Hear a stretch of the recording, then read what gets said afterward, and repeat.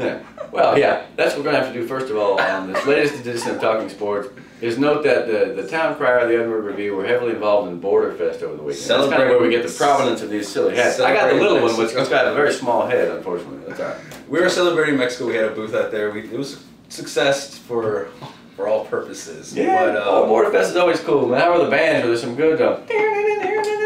Yes, actually, I saw. Well, everybody. The big talk was the Zach Brown band, but yeah, but I mean that was the mainstream. But on the side stages, I saw this great Led Zeppelin cover band called Ramble On. No way. They were dressed up. Wow. It was exactly like they do the crunge over the river, maybe the old. It was a scene right out of The Song Remains the Same. That DVD. Yeah. Wow, very painful to watch. That's a strange film with the violence and the gangster scene. The guy was wearing the bell bottoms that like onesie that Jimmy Page wears in that. Yeah, it was pretty cool. Let me tell you what, guys. You out there probably don't remember Jimmy Page, but I mean he was the coolest back in the day. He was a trip. He still is the coolest. Yeah, even in the cover band, in fact. Yeah, I figured. Well, let's cover some sports here because that's what we're here for. Although, hey, listen, a little Borderfest, I can talk about Led Zeppelin all day, and so can you. In fact, maybe we will after we get through this. We're going to go have lunch and talk about Led Zeppelin.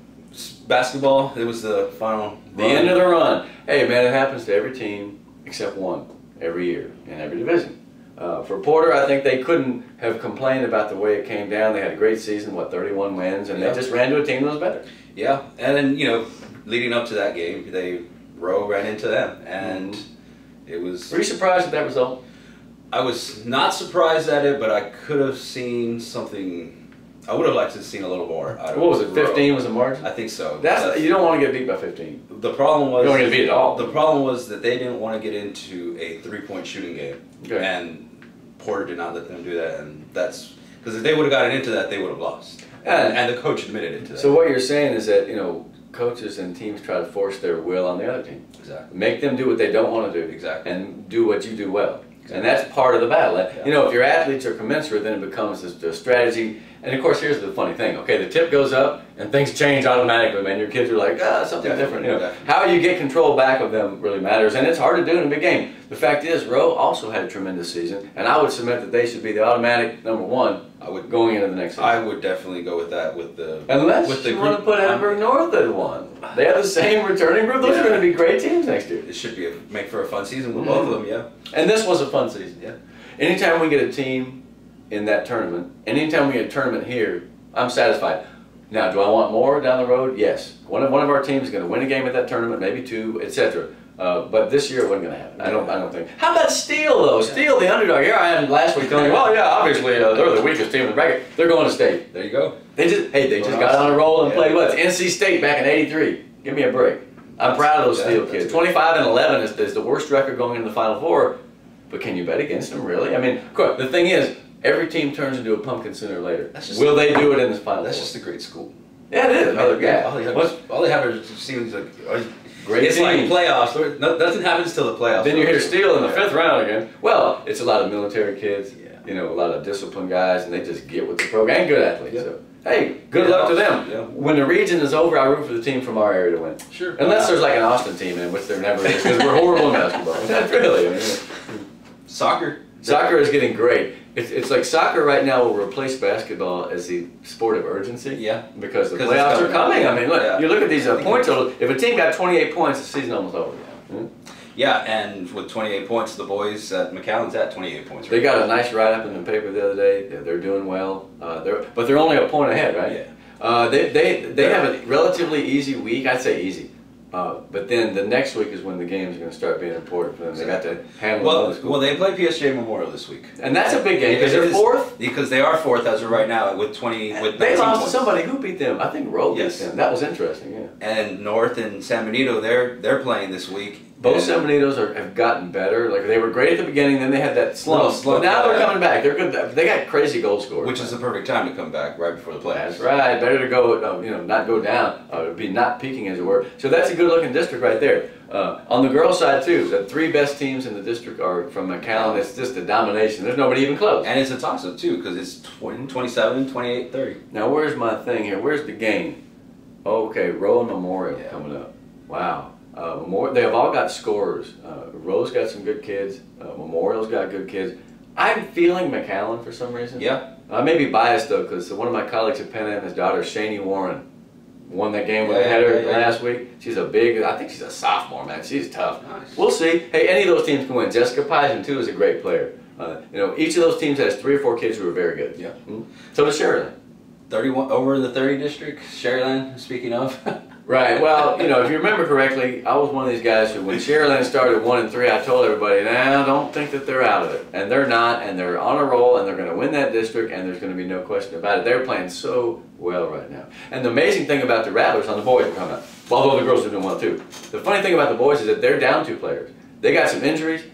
They have a converted defender playing goalkeeper right now. I'll kick her off the football team. There you go. I just got that inside scoop from my sources in Sherryland. And it doesn't matter. Because they got 20 good soccer players, and they're on a roll, they believe again, and that early season storm is a memory. Total memory. They're the champs. It's good to have that kind of depth, man. Oh, God.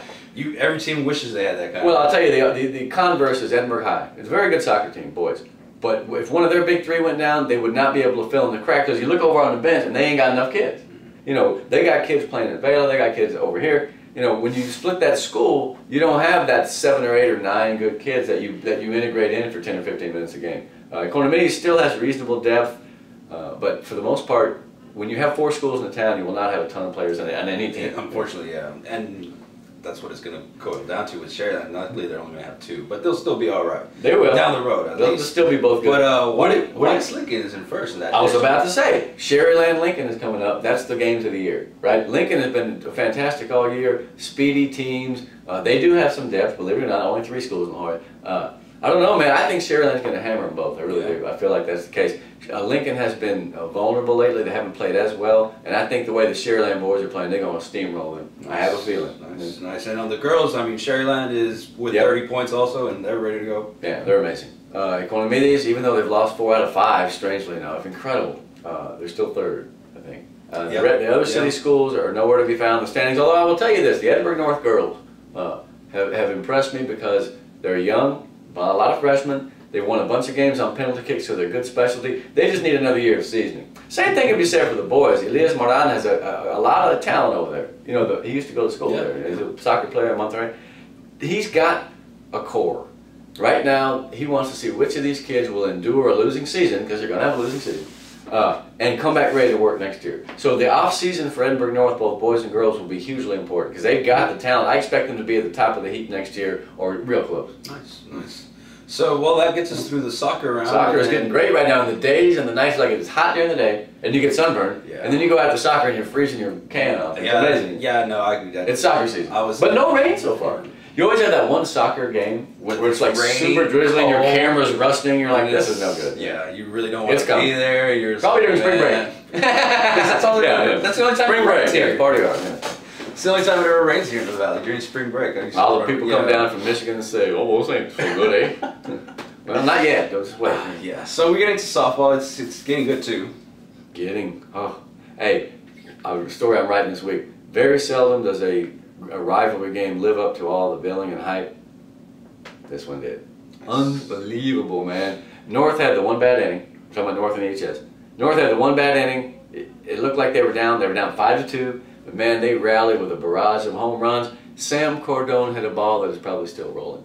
Absolutely phenomenal. 2-run shot, gave them a lead. They got an insurance run, and then back come the Bobcats in the bottom of the 7th with the place going bonkers, and scored enough runs to win 8-7. It was just one of those games where even if you're on the losing side, you have to applaud how incredible the night was. Just unbelievable. Just completely exhausted after. Oh yeah. And the strange thing is that neither of the real stars contributed a lot of numbers.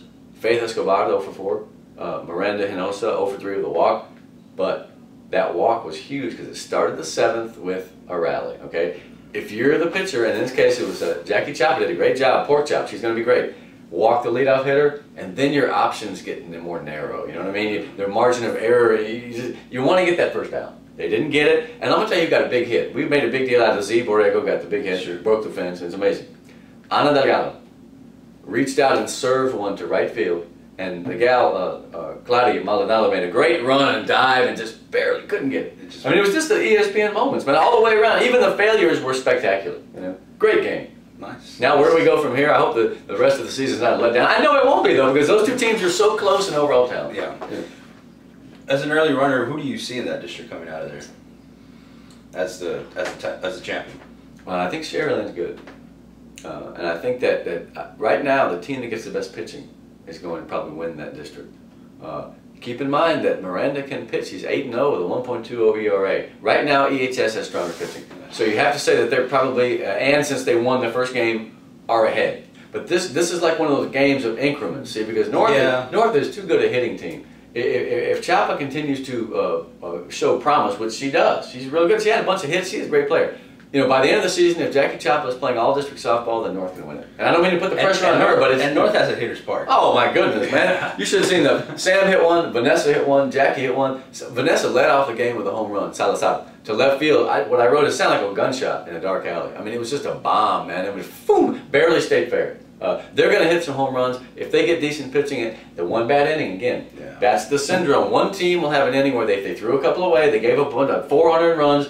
That just puts you behind the 8 ball. You don't want to do that. Never want to be behind there. But they still came back. Yeah, yeah. And then one more comeback. That's why it was amazing, because it had these twists and turns like an Alfred Hitchcock, man. It was incredible. Well, tomorrow Row and Memorial play. Yeah, they do. Yeah, so it should be a pretty good game. You know, I think that the McAllen schools, you know, we probably have talked more about Edinburgh on here, but those teams are potentially very good. They are. Yeah. And this is the type of game for both of those teams for you to barge into the conversation. You know, I mean, in other words, did I see that Rowe lost over the weekend a tournament game? Yes. Relatively handily, like 14-5 or something. You know, here's the thing. Don't worry about that. Exactly. A tournament during the district season, that's just like getting a workout. You don't want to lose, but it don't count on your record. You know, the thing is, you don't want to affect your psyche, because every time you walk off the field and you're at the low end of the score, some of it starts to work on you. It's like, conversely, you get on a roll, win a bunch of games, and you feel like you should win. Yeah, and I really think Rowe's really good. Unfortunately, they're the only team I've seen him and Mac High, but what I did see, and it was the fact they were able to stay in the game when they were getting down. That one inning, then the one bad inning. Exactly. So how do you respond? That's exactly how if you respond like North did. They got one, and they got one. You know what I mean? So, well, let's keep an eye on these. It should be a good game. 35. That's for sure. You know, San Benito's usually pretty good, and they have that little kid Amber. Although I heard she's been kind of injured, but I think that they're still going to be good. PSJ North used to be really good. Remember when the Raiders were like one of the best teams in the MAC? I don't know if they are anymore. I'm looking at that 32-5A though. Harlingen South is tough. Harlingen's pretty good. Hannah seems to be decent. There's some teams, those Fresnos. I mean, I'm excited to see who comes out of that. That district's shaped up this season to Porter to really compete and really like. I know we've talked about continuously about 31 and how it's tough or whatever. 32 is doing that same thing. Especially in girl stuff. The soccer's really good. The softball's really good. Haven't checked in on much baseball yet, although I did see a bunch of games this weekend. Have you gone to a baseball game? No, I have not. Borderfest, it's coming. Yeah, Borderfest really took ate his lunch, man. So he can't even put his hat on. He's so sore from holding his ceremonial beard. I'm not kidding. We did do. But no, other than that, yeah, I definitely do need to get out more, but I will, and I can't wait, actually. I was at the Mike Rodriguez. Oh my God! I mean, hey, listen, the weather's nice. Yeah. I was at the Mike Rodriguez tournament. Saw some of the city teams. We had 3 of them over there. Economies was at the Tony Rico. Tony Rico? Yeah. I think they're in Westwood. Rico. A.N. Tony Rico. Okay.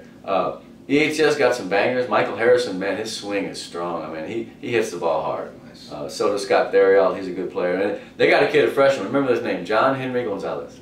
Anissa's younger brother. They're already throwing 89, 90. They're going to let him only throw about 35 innings this year because he's a freshman. He's like 2 years old. But man, the dude is going to be something. Yeah, 89, 90, popping that mitt. Getting in a real game, not just like, some on the side thing. He's legitimate. He's got the control and everything to go with it? He's playing third now. But he'll pitch some. Edinburgh North, I have a feeling that team's pretty good. They've got some speed. They got some hitters. They got the Fernie Contreras on the mound as a veteran, big guy, right-hander. I think they're going to be good. I really do. Now, can anybody beat Sherilyn? Who knows? It remains to be seen. Right? Yeah. You don't want to ride down the stone. Well, they went down to Corpus this weekend. They did well. They got all the way to the final, lost to Cal Allen. 6-2, which is no shame because that's a good program and everything. Cal Allen's like the sports icon of South Texas. They really are, and that really is no shame. I mean, yeah, who's going to beat them? It's hard to do. Carroll, Cal Allen. Hey, when I was in high school, Austin Lanier, we got beat by Corpus Christi Moody in the final 8. I thought those guys were men, man. They were amazing players. I'm like, golly, how old are these guys? They're incredible. They whipped our butts, man. Now, Palmview's not bad either. Palmview's not bad. La Jolla's not as good as... Remember when La Jolla was one of the best baseball teams? Yeah, yeah. They're not that great anymore. I still love... Ruben Farias does a great job. The split hurt them. Because now Palmview's not bad. Palmview's not bad at all. So, again, divestment of talent, the moving around, dilution of talent. It's happened in Edinburgh too. Speaking of Edinburgh, Vela, Chris McKinley's Vela team won a couple of games in that tournament. They're looking all right. A lot of young kids. Johnny Davila at shortstop, man. He's like, that guy is going to be a great contributor to the city sports scene for years. I really like that kid. He's fast, good shortstop. They're going to be all right. They're going to beat some people. They already won their first district game. They beat Equanimity. There you go. That's the way to start off. That's right, man. First district home game, they got to win. They were fired up too, man. It was cool. That was that night where it was about 70, and then like in the third inning, a norther blew in, and we had icicles on our ears, man. Everybody was freezing to death. I had my 10-year-old at the game, and I'm like, you got to go home. You're going to freeze to death and be found in a forest somewhere. You know? It was so cold, man. Oh. And this week has been like that the whole time. Yeah. He starts out beautiful, you get sunburned, and then horrible at night. Yeah, it's not that bad, but I mean, it's cold. I love it, man. You need a sweater and... Always carry the sweatshirt around. If you don't have a hoodie on you, then you've got a problem. Right? Yeah, you really do, because you're going to freeze. It's cold. Now, we have baseball, softball, track, some signings. Leah Brown, of course, going to the big time. But you went to a signing. I want to hear about that. Yeah, I went to the signing over at Cherryland.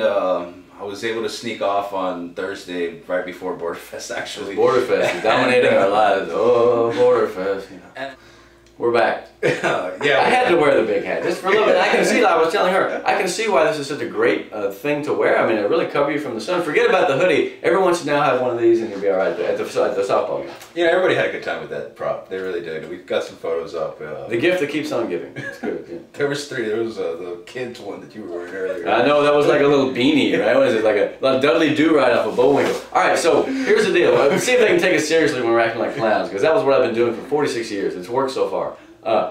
We're talking, speaking of giving, some of the schools around the state felt compelled to give our student athletes a chance for free education. They really did. Castillo was, he signed play at San Angelo State. Yeah, it's exactly right. The Rams. It was a cool situation altogether. When we got there, when I got there, it was a riot. I felt like I was nice. Hundreds of kids, everybody yelling. And I love signings. Are cool. In the smallest place imaginable, but this school, I mean, everybody was wrapped around them. It was a nice little crowd.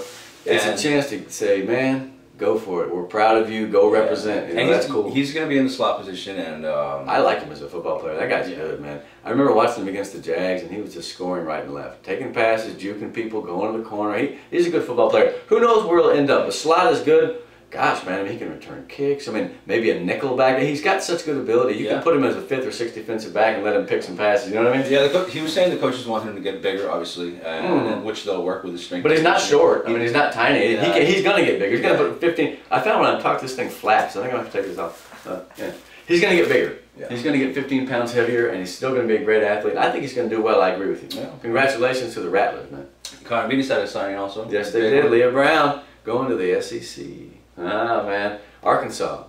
I feel like she's going to be a great athlete because she works harder than anyone ever. And she's physically gifted too. Yeah. So, I mean, she'll get with those coaches. Yeah, man. She'll get with those coaches and they'll take her to the next level. Her mother and her coach and those guys have done a great job with her.